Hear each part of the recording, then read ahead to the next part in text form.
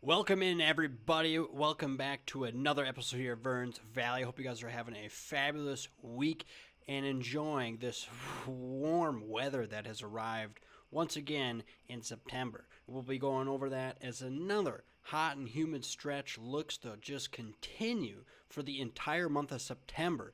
It is going to get wildly hot and humid this weekend, and we'll jump right into that. Right behind me, or I should say right beside me, I got the NAM 3-kilometer model run showing this vast warmth, humid air coming up from the Gulf of America, and it's supposed to hit almost 75 dew points this weekend, and maybe even tomorrow, Friday, which sounds nuts. So as you can see right there, that is Saturday night, and those are strong southeast easterlies with a 72 dew point. So it'll be very hot and humid this weekend, and we'll jump right into that. We'll hop right to pivotal weather, and we'll go over some models. I know the HRRR is just coming out right now, so we'll go right over that because that's the most accurate one. Now, it might not bring us all the way to Saturday night, but I just wanted to show you how hot and humid it's going to be and continue to be. I shit you not, guys. I've looked out, and even the Climate Prediction Center agrees with me that it's going to stay hot for pretty much the entire month of September.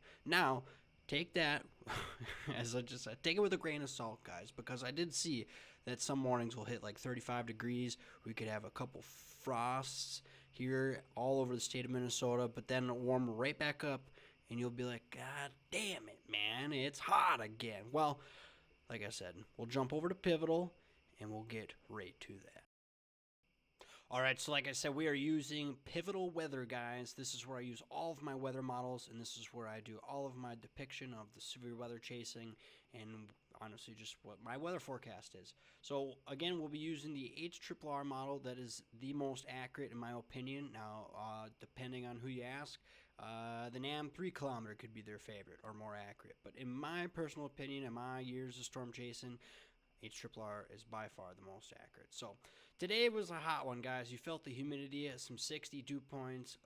I'm pretty sure I got up to like almost 85 degrees down here in southern Minnesota. So it was warm today. Now tomorrow it's going to be just as warm. So in the 60s in the morning, and then as we get into the afternoon, we just barely crack 80 degrees, right? You're like, that's not terrible.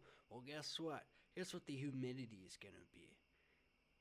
If this Wi-Fi loads. Alright, well, the humidity, we'll just jump like this. The humidity for tomorrow, guys, 70 dew points. This is way quicker. 70 dew points here. And, what is that? Candy, Ohio County, Meeker County, and then even down here, Mankato, 70 dew points. So a nice, rich environment right here or tomorrow evening. My apologies. Tomorrow evening, guys, around 4 or 5 o'clock, 70 dew points all over central and southwestern Minnesota. Just a good chunk. So, and then you go into Saturday as well, and the humidity just sticks around. I swear. The low pressure system just gets more angrier as we get closer to Saturday. If this loads anytime, good Lord, man.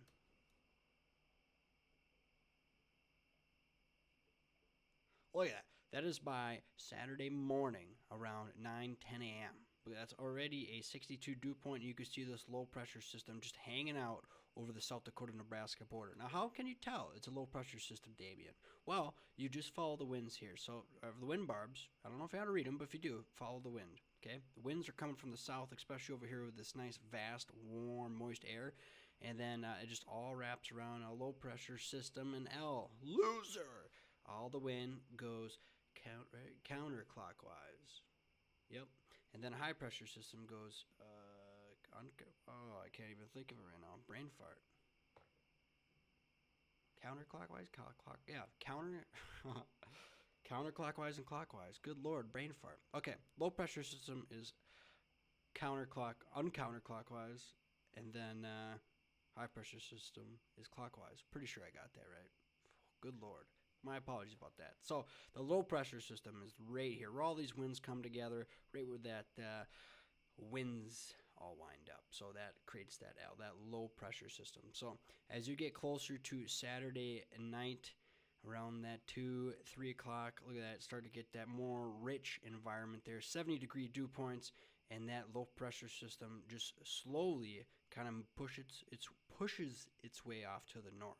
So now it's over central South Dakota, and now we have these southeasterlies here. Now this is a very good setup for severe weather, guys. I do want to highlight that very, very specifically, because if there is a chance, it would be maybe tomorrow night or Saturday night. So humid as shit.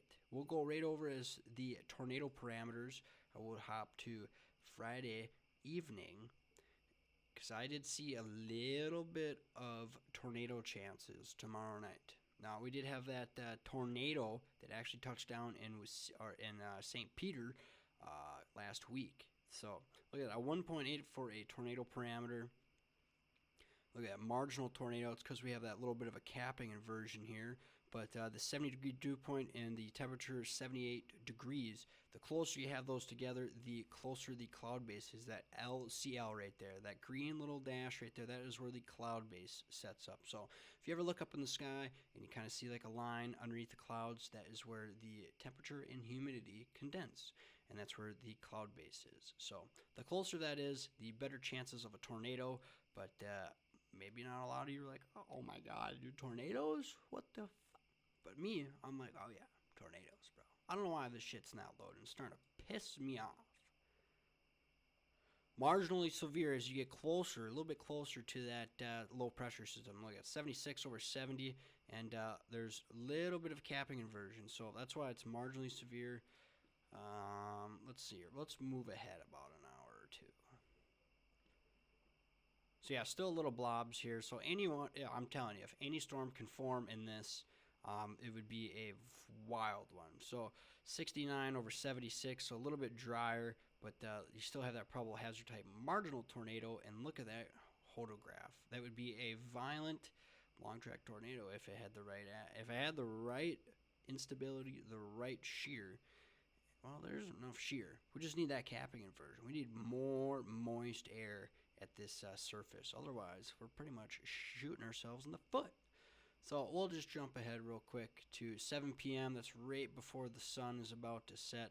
And we still have a 1.9 over here in southeastern Minnesota. Yeah, marginal tornado. So if any of these can break the cap, guys, and we actually have a lot of humidity rolling around, I could see a severe weather threat happening tomorrow night. So we'll get into Saturday night real quick. And look at that. Nothing. That's because that capping inversion is very strong Saturday. You have these... Yeah, look at that. 71 dew point straight easterlies feeding right into that low pressure system. So, you have these long track tornadoes sometimes, but you do have it. Look at that. A whole miscobobulation right there. There ain't nothing. That's some weak 500 millibar winds, and basically the storm would form and then pretty much die. So you could have some of that. We'll check here at the Minnesota-Iowa border.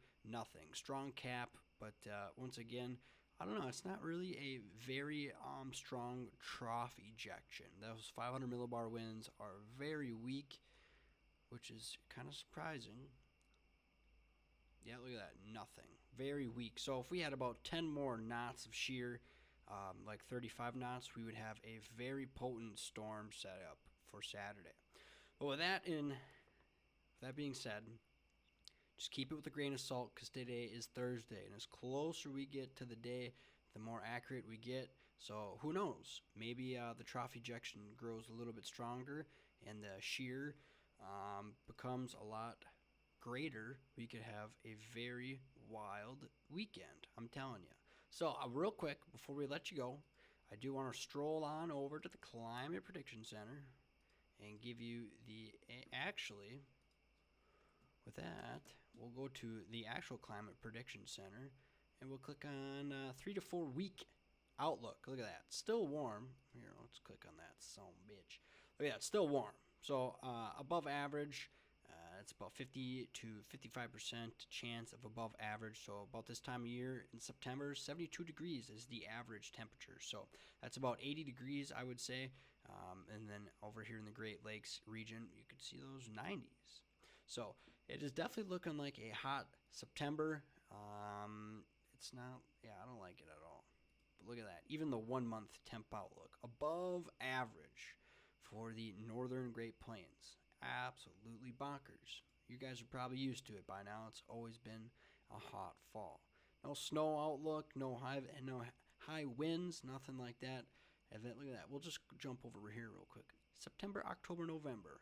Hot. I don't like that shit. That means ice fishing might be postponed until like December. Wouldn't that be something? So I hope you guys liked what you watched, and I'm really glad if you stayed all the way to the end. I greatly appreciate it. It means a lot. It actually means a great ordeal to me that you stayed all the way down and watched. So if you do like what you watched, like, comment, subscribe, and we'll see you here next time at Vern's Valley.